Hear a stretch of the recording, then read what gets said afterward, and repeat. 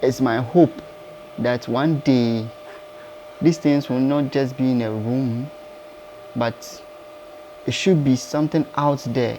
My name is Gideon, and I'm a tech enthusiast. I'll call myself a research and development engineer, and I'm into drones and robotics and even IoT.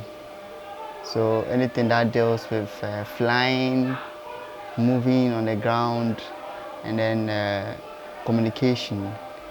Yeah, so I remember as a child I tried to solve problems. I remember making a tea maker because there was this particular powder we were using for our chocolate drinks, and it was very difficult to mix when the water was cold.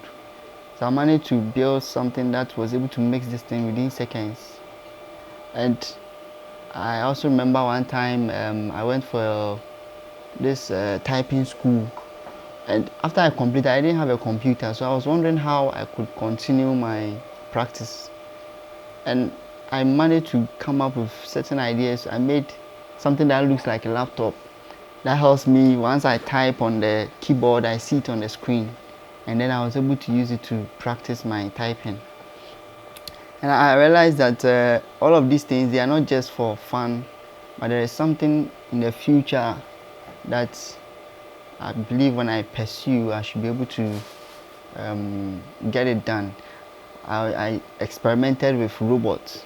So at first, I realized as children, we used to connect DVD motors, and making things move was difficult. So I came up with ideas where I could craft plywood. There are friends of mine who know this, craft plywood to build pulleys and all that. I connect it to the DVD motors, and they're able to move things, like heavy things, even though the motors are weak, because of the mechanisms I learned in school about machines and pulleys and all of that. And for flying too, I always saw aeroplanes, and I was wondering how they flew. It beat my mind. But I tried in my own small way to do experiments, wondering what is behind flight, because it was a mystery to me. And I remember using these same DVD motors. I built something like propellers, and I connected. One time I was successful. The thing flew. And I said, oh, okay. So if this thing has been able to fly, then I should be able to do more. So that's when the interest picked up more. And after a season of building robots, I went into drones. And it has been an exciting journey. And starting this thing, I realized there are a lot of possibilities and opportunities that came up. I remember in my university, like this final year, I started building robots. And it's my hope that one day these things will not just be in a room, but it should be something out there.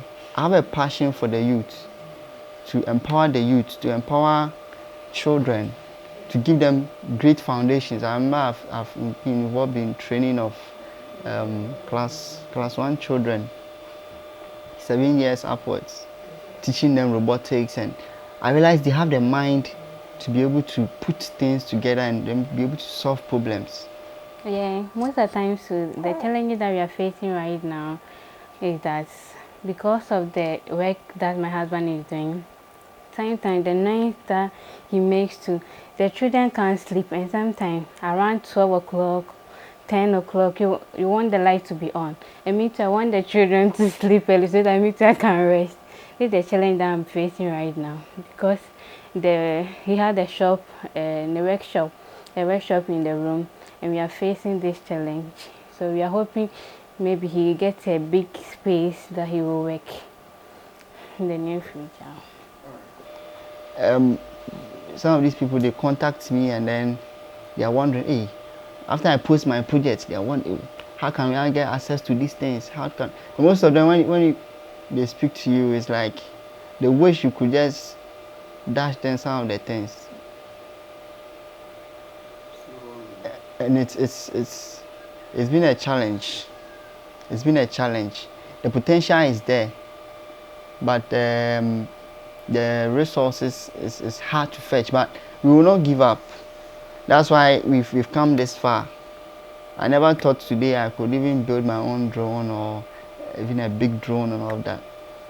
It's taking time, and I believe with resilience you should be able to do anything at all on this land.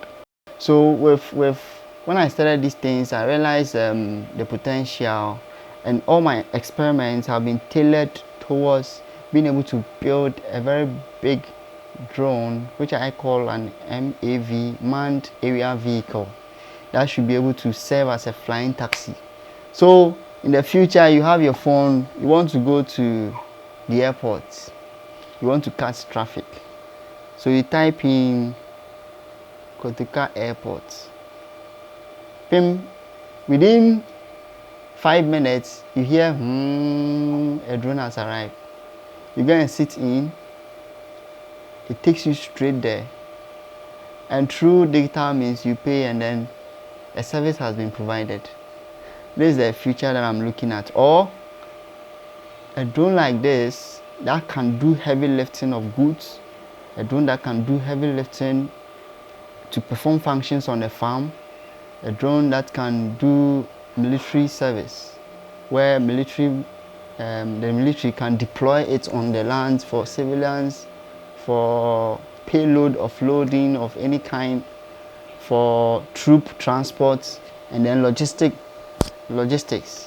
So such a drone like that should be a platform for anything that is heavy lifting, and that's the hope, to be able to get to that point, and also be able to get institutions that shall be able to train the young people up, who can also pick up this technology and also develop it further.